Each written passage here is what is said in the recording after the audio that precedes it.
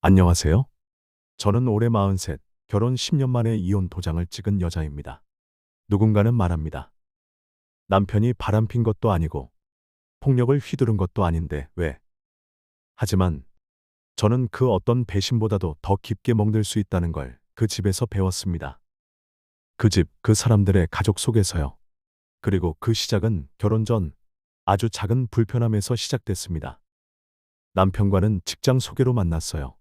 30을 갓 넘긴 시절, 소개팅이란 것도 어색하던 저에게 남편은 참 편한 사람이었어요.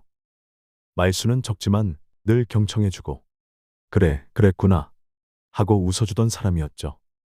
그 미소 하나에 제 마음도 점점 열리기 시작했습니다. 3개월 만에 연애를 시작했고, 1년쯤 됐을 무렵 남편이 말했죠. 우리 부모님 한번 만나볼래? 떨렸습니다. 처음 가는 시댁, 첫인상은 나쁘지 않았어요. 시어머니는 단아하신 분이었고, 시아버님은 덤덤하게 저를 맞이하셨죠. 문제는 신우이였습니다. 신우이는 첫 만남부터 제가 낯설다는 티를 숨기지 않았습니다. 인사도 건성으로 봤더니 제 옆에 앉지도 않더군요.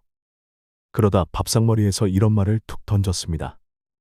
우리 엄마가 손 많이 가는 며느리 싫어하는데 언니는 손 많이 가는 스타일은 아니죠? 그 말에 방 안에 공기가 싸해졌습니다. 저는 어색하게 웃으며 대답했죠. 아, 네. 최대한 스스로 알아서 잘해보려고요. 그랬더니 신우이는 피식 웃더니 반찬을 제 앞으로 툭 밀었습니다.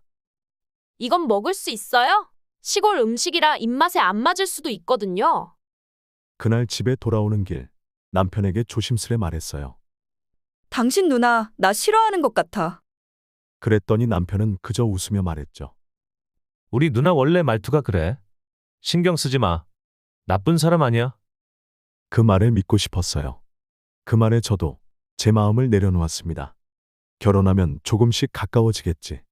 내가 노력하면 달라지겠지. 그리고 몇 달 후, 우리는 조촐하게 결혼식을 올렸고, 신혼살림은 남편이 살던 작은 전셋집에서 시작했습니다.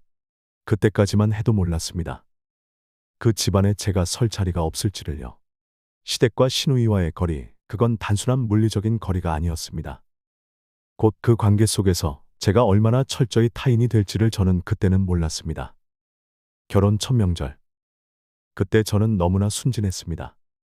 시어머니가 딸이랑 며느리랑 함께 차례상 준비하니 든든하다며 웃으시던 모습을 보며 나도 이 가족의 일원이 됐구나 싶었죠.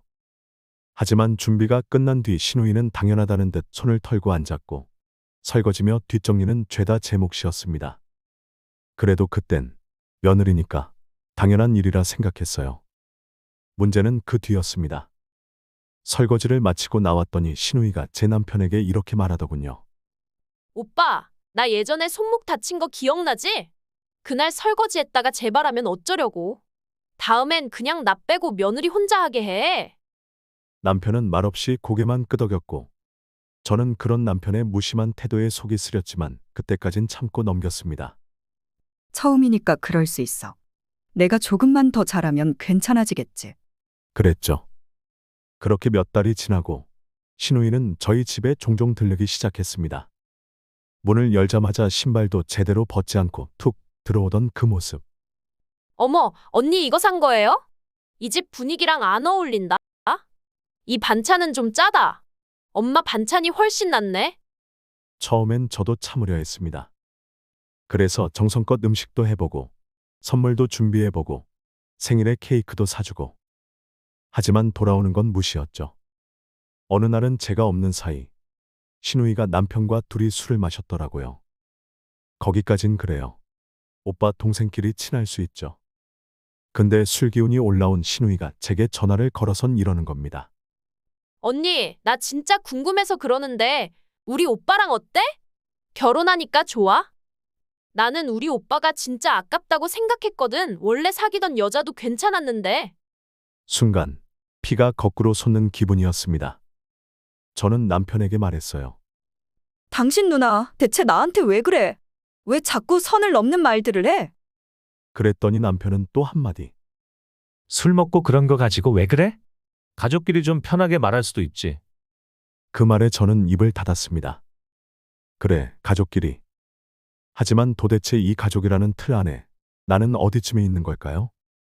시간이 지나면서 신우이의 간섭은 점점 심해졌습니다. 새로 산 옷에 대해선 그거 진짜 촌스럽다. 인테리어를 바꾸면 이 집 주인 맞아? 오빠 취향이 아닌데? 결정적으로 제가 임신했을 때도 신우이는 전혀 기뻐하지 않았습니다.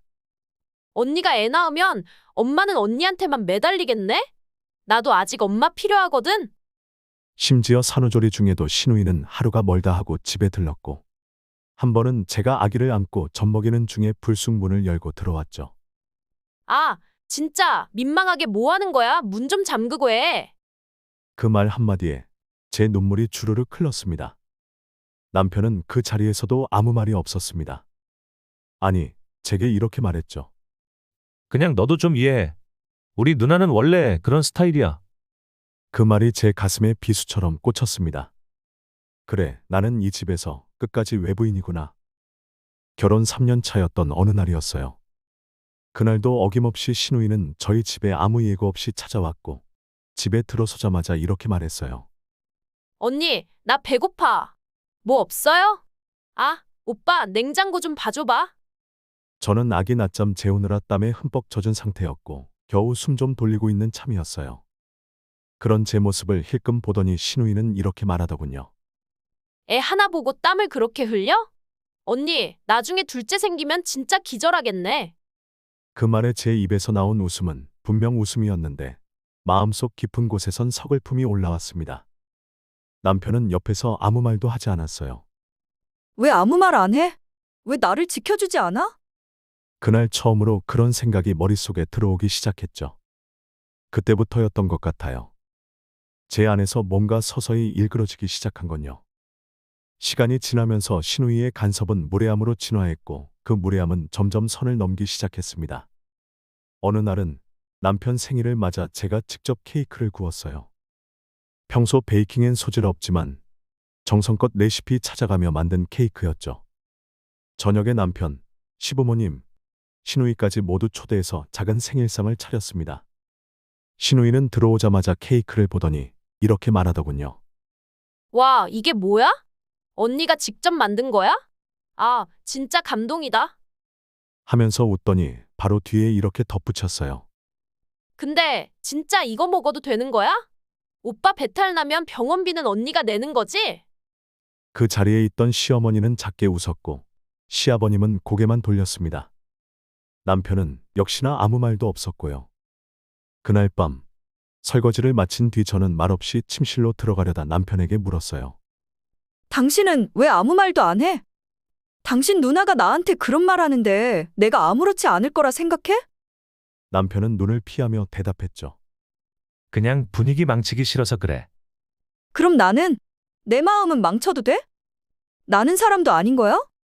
그제야 남편이 말했습니다. 우리 가족은 원래 그래. 좀 솔직하고 직설적인 편이야. 널 싫어해서 그런 게 아니라. 그 말에 저는 더 이상 아무 말도 하지 않았습니다. 그 순간 확신했거든요. 이 사람은 나를 가족으로 지켜줄 의지가 없다는 걸. 나는 이 집에서, 이 남편 곁에서 외롭다는 걸. 그렇게 시간은 흘렀고 아이는 점점 자라났습니다. 하지만 제가 이 가정을 지켜야 할 이유는 점점 사라졌고 제 마음의 온도는 하루하루 식어갔습니다.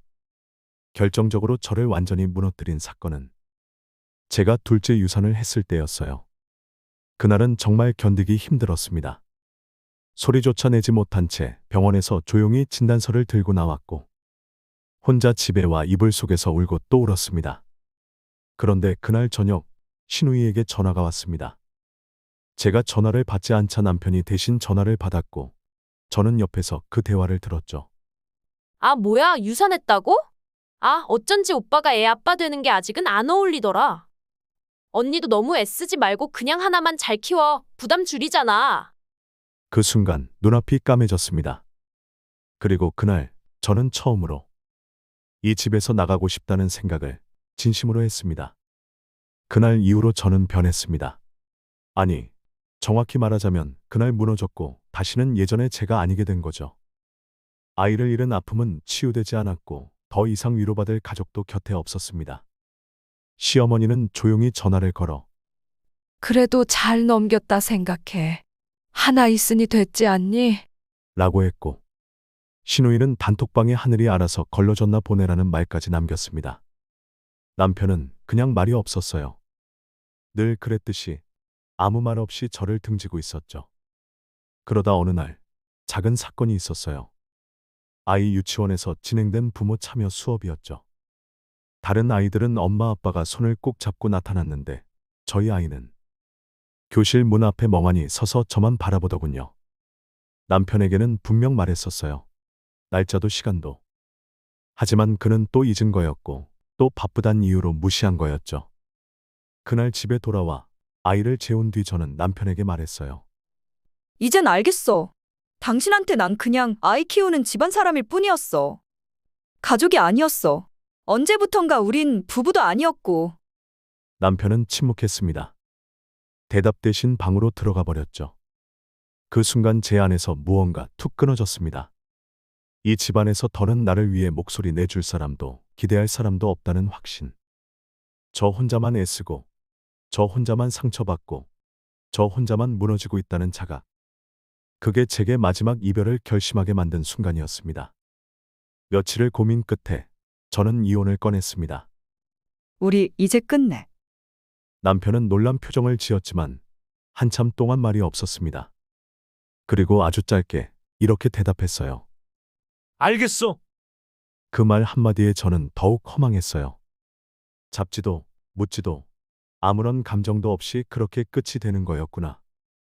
그 사람에게 저는 정말 아무것도 아니었구나. 이혼 이야기가 오가자 신우이는 기세등등하게 집으로 쳐들어와서는 이렇게 말했죠.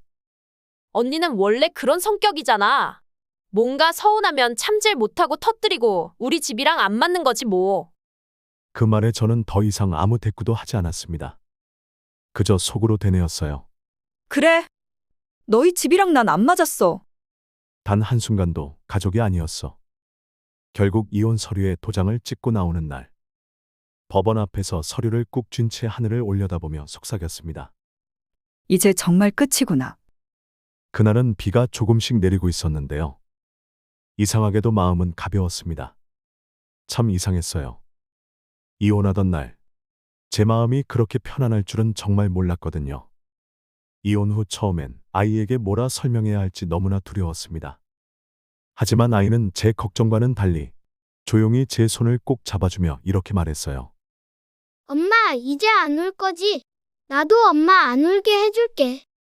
그 말에 저는 참았던 눈물을 쏟아냈습니다. 그리고 다짐했어요. 이 아이를 위해서라도. 이제부터는 누구보다 더 당당하게, 행복하게 살겠다고요. 그렇게 저는 저를 짓눌렀던 그 집에서 나와 이제는 제 감정을 숨기지 않아도 되는 삶을 살고 있습니다. 누군가는 말할지 모릅니다. 남편이 바람을 핀 것도 아니고 폭력을 휘두른 것도 아닌데 왜 이혼했냐고요. 하지만요. 사람을 천천히 말려 죽이는 방식도 있다는 걸 그 집에서 배웠습니다.